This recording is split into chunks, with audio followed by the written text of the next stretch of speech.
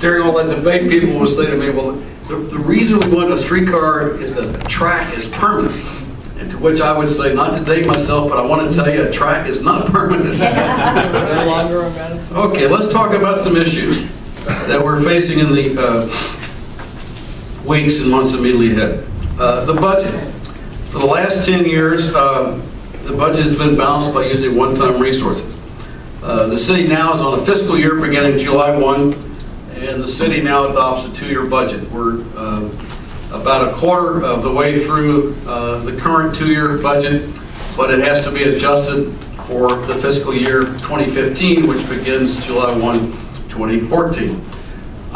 As we stand here today, the budget that the previous council put in place for fiscal year 2015 is $18.5 million out of balance.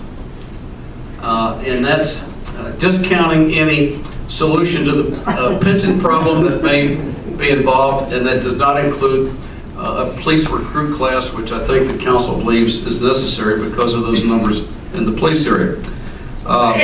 We've got a big job, and I do want to say in fairness to our predecessors that part of the problem was created, a big part of the problem was created by state legislation. You know, Governor Kasich proudly says that he reduced taxes and has a huge budget surplus.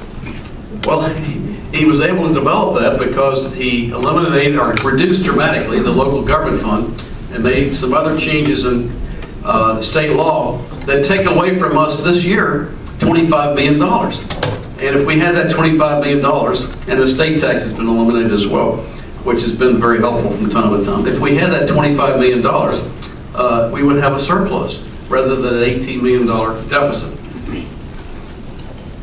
And we had an interesting discussion yesterday. In the 20s, when this charter was adopted, I think it was in the 20s, but the charter allows the council to impose operating millage of up to 6.1. And for all of my previous 18 years on council, that millage was imposed. And I remember Charlie Taft saying at one point, when somebody started talking about whether that could be reduced, he started saying in a whisper, "Do not talk about that. Nobody knows about it unless we need that." So about 12 years ago, the council decided to roll that back, even though the voters approved it when the charter was approved, even though it represents an important portion of our budget. The council rolled it back and said, let's take a fixed dollar amount each year, and as property values go up, the millage will go down. As property values go up, those same forces that cause property values to go up don't have any influence on the cost of the city providing services. Well, it's crept back up, and last year was 5.7, but we still lock it into a certain revenue amount. $28 million is the current dollar amount. So the council yesterday approved what's called a tentative tax budget for next year, for the next calendar year, and we rolled it back to 5.6. And I said, well, why are we doing that? We know that we have an $18.5 million deficit. How much does that 1/10 of a mil rollback represent? It represents $500,000. How much is that per household? Maybe $4. And I said, this is insane. And 3 of my colleagues agree with me, but 5 of my colleagues are determined to stand with the notion that never ever, I guess, can property tax millage, even though it was 5.7 last year, and all I was asking was that it be left at 5.7 this year. But if we can't do even that, how are we going to solve this tremendous budget problem we have? And the mayor did counsel the council as we were having this discussion, and he said to me privately, he's working on a plan to put us on a course to have a financially sustainable budget. And that means that we don't spend more money each year than we take in. And we can't do that in 1 year, candidly. But we have to be on a pathway. And if we're not on a pathway to do that, we're going to have a terrible hit to our bond rating and sometime this spring. Because the rating agencies are very concerned about our pension liability. They're very concerned about the pattern of spending money that we don't have, or spending money each year in excess of our revenues. So in some context, we're probably going to revisit this. Now, frankly, as I look at this, we need a conversation in the city about what kind of community we want.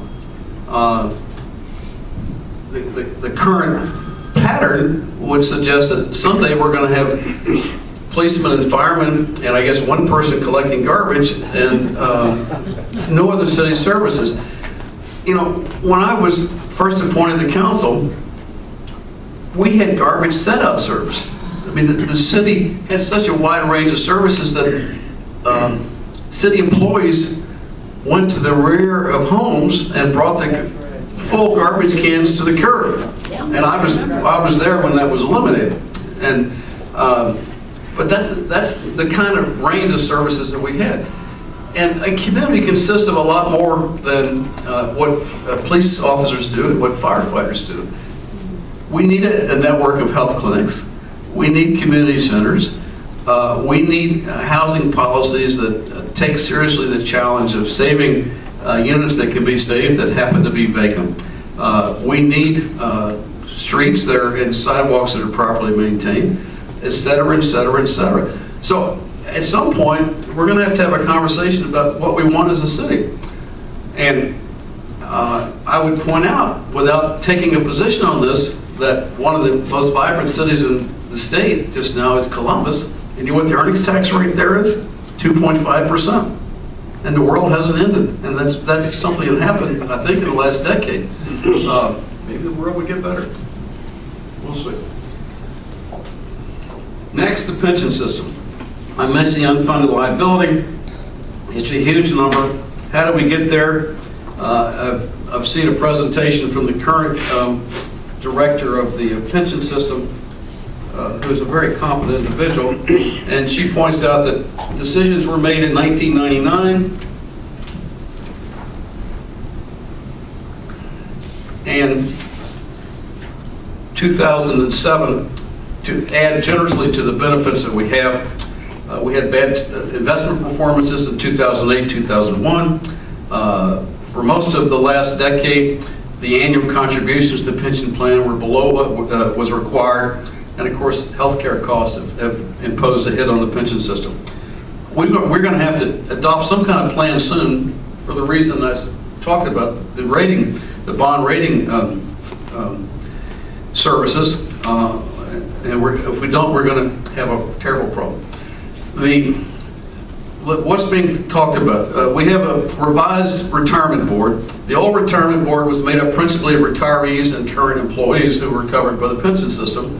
And sometimes perhaps they weren't quite as rigorous as they needed to be in deciding what was appropriate. A majority of the pension system now, the pension board, is made up of individuals who don't have that personal stake and are versed in retirement plan issues, investment, structures, benefits, and the like. The current recommendation that's coming to us, and this was decided by the board, I think before the election, but the decision, I guess wisely, was made not to bring it in until after the election.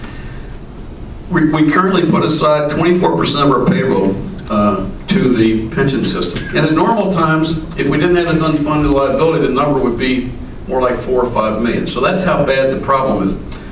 But they're saying that to get on a path that brings us to the light at the end of the tunnel, we need to make a one-time lump sum payment of $30 million and increase the annual hit from 24% to 28%. Now, I just told you we're already out of balance to the tune of $18 million.